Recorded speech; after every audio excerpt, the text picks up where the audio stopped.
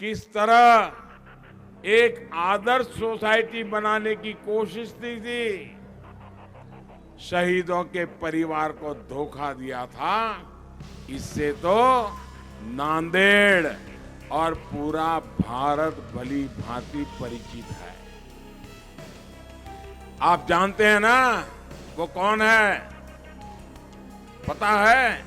ये बयान साल 2019 का है, जब महाराष्ट्र के नांदेड़ में नरेंद्र मोदी ने अशोक चव्हाण को आदर्श घोटाले पर जमकर घेरा था।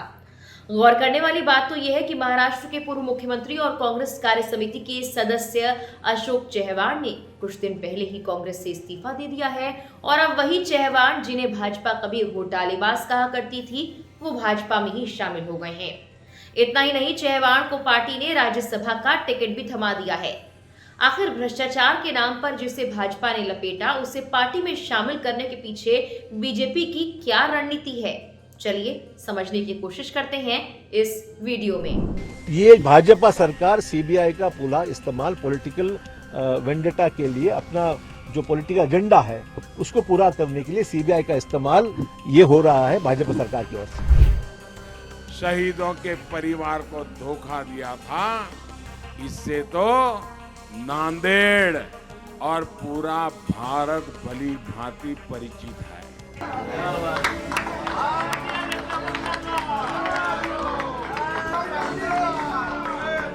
Today it's a new beginning of my political career. I am formally joining the Bharatiya Janata Party. नमस्कार, मेरा नाम है मेघना सचदेवा। सबसे पहले हम आपको उस आदर्श घोटाले के बारे में बताते हैं जिसका सबसे बड़ा चेहरा माने जाते हैं अशोक चव्हाण। साल 2008 में चव्हाण ने महाराष्ट्र के मुख्यमंत्री का पद संभाला। हालांकि उनका सीएम कार्यकाल भी विवादों से भरा रहा। आदर्श हाउसिंग सोसाइटी घोटाला, जिसमें कई शीर्ष नौकरशाह और राजनेता शामिल थे, जिसके चलते चव्हाण को भ्रष्टाचार के आरोपों के बीच 2010 में इस्तीफा तक देना पड़ा। आदर्श हाउसिंग सोसाइटी घोटाले में युद्ध विधवाओं के लिए एक ऊंची इमारत का निर्माण शामिल था, लेकिन राजनेताओं, नौकरशाहों और सैन्य अधिकारियों ने फ्लैट हासिल करने के लिए इसका फायदा उठाया। ये कथित घोटाला जो 2010 में उजागर हुआ था, उसमें भूमि आवंटन में अनियमितताएं, पर्यावरण उल्लंघन के साथ कई और बातें भी सामने आई थी। आदर्श हाउसिंग सोसाइटी घोटाले से अशोक चव्हाण का नाम जुड़ने से उनका पॉलिटिकल करियर और ज्यादा धूमिल हो गया था। चव्हाण को अपने परिवार के स्वामित्व वाले 3 फ्लैटों को लेकर अनियमितता के आरोपों का सामना करना पड़ा। 2011 में भी केंद्रीय जांच ब्यूरो की एफआईआर में नामित 14 लोगों में अशोक चव्हाण का नाम शामिल था। अब जब लोकसभा चुनाव करीब है, महाराष्ट्र के विधानसभा चुनाव भी ज्यादा दूर नहीं है, ऐसे में चव्हाण का भाजपा में शामिल होना जहां कई सवाल खड़े करता है, तो वहीं इससे भाजपा को फायदा होने की संभावना भी है। वो कैसे, हम आपको बताते हैं।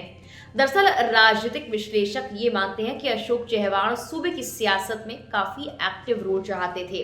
कांग्रेस में तो वो थे और विधायक भी थे, सीडब्ल्यूसी के मेंबर भी थे, लेकिन उनके पास कोई बड़ी और महत्वपूर्ण जिम्मेदारी फिलहाल नहीं थी जैसा कि वो चाहते थे। दूसरी ओर भाजपा भी उद्धव ठाकरे के साथ नहीं होने की वजह से नुकसान की संभावनाओं को कम से कम करने की कोशिश में है। आने वाले चुनावों में आधी शिवसेना और आधी एनसीपी के साथ आ जाने के बावजूद सर्वे रिपोर्ट्स कहती है कि भाजपा को लोकसभा चुनाव में सीटों का नुकसान हो सकता है। इस अनुमान के साथ ही ये वजह मानी जा रही है कि हो सकता है कि इसी वजह के चलते भाजपा ने ऐसे नेताओं पर फोकस शुरू कर दिया है जिनका खास क्षेत्र में अपना जनाधार है, और इस सांचे में चव्हाण एकदम फिट बैठते थे।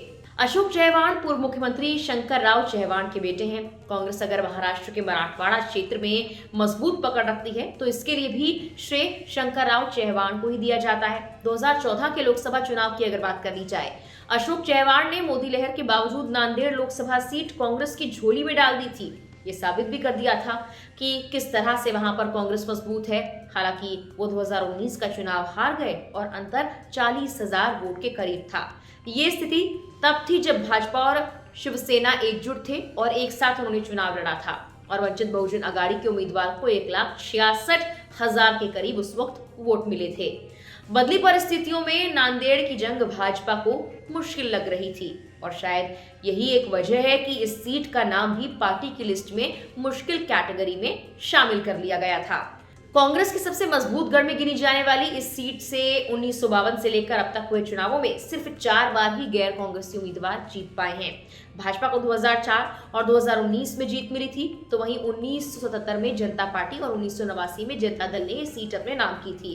भाजपा नेताओं को लगता है कि अशोक के पार्टी में आ जाने से ये सीट अब उनके लिए काफी सुरक्षित सीटों में आ चुकी है, यानी कि उनके लिए अब आगे की राह आसान हो जाएगी। अशोक चहवाण नांदेड़ में अच्छा प्रभाव रखते ही हैं। उनका मराठवाड़ा रीजन की सभी 16 सीटों पर अच्छा प्रभाव माना जाता है। कांग्रेस में चहवाण का ग्रामीण इलाकों में खासकर अपना जनाधार माना जाता है। उनकी गिनती ऐसे नेताओं में होती थी जिन्हें राहुल गांधी का भी करीबी माना गया है। राहुल के एक अन्य करीबी मिलिंद देवड़ा के बाद अशोक चहवाण के भी कांग्रेस छोड़ने से पार्टी के कार्यकर्ताओं के मनोबल पर असर पड़ना तो लाजमी है और माना जा रहा है कि इसकी गूंज दिल्ली तक पहुंच चुकी है। महाराष्ट्र में पहले मिलिंद देवड़ा, फिर बाबा सिद्दीकी और अब अशोक चहवाण के कांग्रेस को बाय बाय कह देने से आने वाले चुनावों तक कांग्रेस के सामने अपने कुनबे को बचाए रखने की भी बड़ी चुनौती है।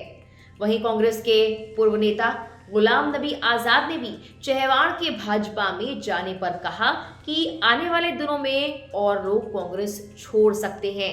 उन्होंने कहा, एक ही स्टेट थी महाराष्ट्र जहां पार्टी खड़ी हो सकती थी, लेकिन इतने बड़े नेता ने छोड़ दिया है। कई राज्यों में कांग्रेस खत्म हो गई है।